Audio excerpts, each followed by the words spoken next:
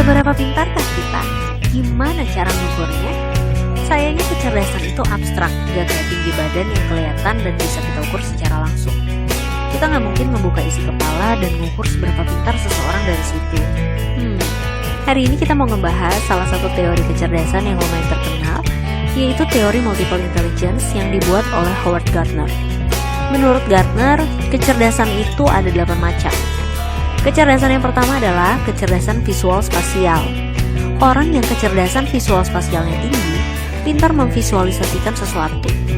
Mereka pintar dengan petunjuk arah, peta, bagan, video, dan gambar. Mereka pintar nyusun teka-teki, melukis, menafsirkan grafik, juga mengenali pola.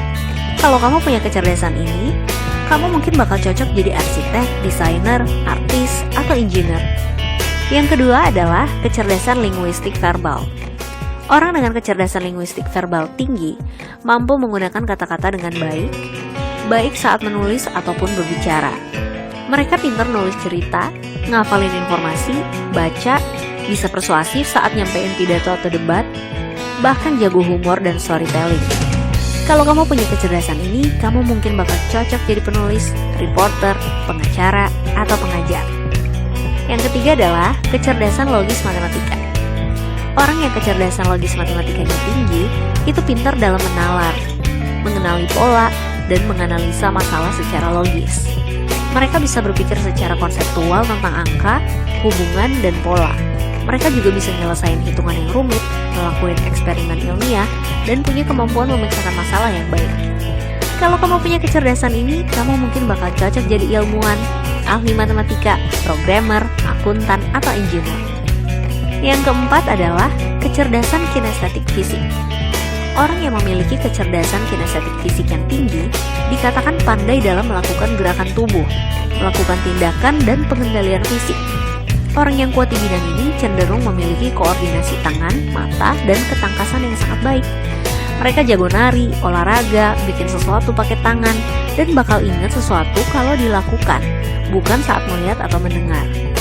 Kalau kamu punya kecerdasan ini, mungkin kamu bakal cocok jadi dancer, aktor, pemahat, atau atlet. Yang kelima adalah kecerdasan musikal. Orang yang punya kecerdasan musikal yang tinggi, pandai berpikir dalam pola, ritme, dan suara. Mereka punya apresiasi yang kuat terhadap musik dan seringkali pandai mengenali komposisi musik. Mereka gampang hafal lagu, suka nyanyi, dan main alat musik, ngerti melodi, punya pemahaman yang baik terhadap struktur musik, ritme, dan nada. Kalau kamu punya kecerdasan ini, kamu mungkin bakal cocok jadi penyanyi, komposer, guru musik, atau voice director. Yang keenam adalah kecerdasan interpersonal. Orang yang punya kecerdasan interpersonal tinggi, pandai memahami dan berinteraksi dengan orang lain. Individu-individu ini terampil menilai emosi, motivasi, keinginan, dan niat orang-orang di sekitar mereka. Mereka bisa berkomunikasi verbal dan juga non-verbal, menangkap situasi dan perspektif yang berbeda, membangun hubungan yang positif dengan orang lain, dan menyelesaikan konflik dalam sebuah grup. Kalau kamu punya kecerdasan ini, kamu mungkin bakal cocok jadi psikolog, filsuf, konselor, atau politikus. Yang ketujuh adalah kecerdasan intrapersonal. Orang yang kecerdasan intrapersonalnya tinggi, pandai menyadari keadaan emosi, perasaan, dan juga motivasi mereka sendiri. Mereka cenderung menikmati refleksi dan analisis diri, termasuk melamun, mengeksplorasi hubungan dengan orang lain, dan menilai kekuatan pribadi mereka.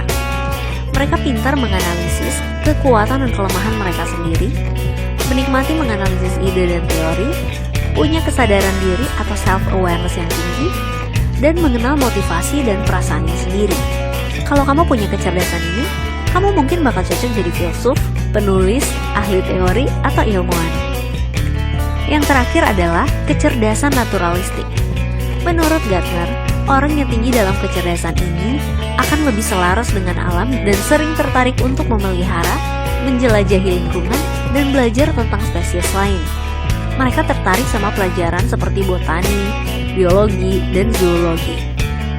Mereka juga menikmati berkemah, berkebun, hiking, menjalani alam terbuka, dan lain sebagainya. Kalau kamu punya kecerdasan ini, kamu mungkin bakal cocok jadi ahli biologi, membuat perkebunan, traveler, atau jadi aktivis alam. Nah, itu tadi 8 jenis kecerdasan menurut Howard Gardner. Selain teori ini, ada banyak teori kecerdasan yang lainnya. Dan selama berabad-abad, para filsuf dan psikolog banyak memiliki pandangan yang berbeda-beda soal kecerdasan. Ada yang bilang kalau kecerdasan itu dipengaruhi satu kapasitas mental seseorang, yaitu G-factor, yang mendasari penilaian IQ seseorang. Ada juga yang bilang kalau kecerdasan itu beda-beda, gak bisa dinilai dari satu IQ aja, seperti teori Howard Gardner ini. Apapun itu, semua teori psikologi yang ada itu baik dan berguna buat kita.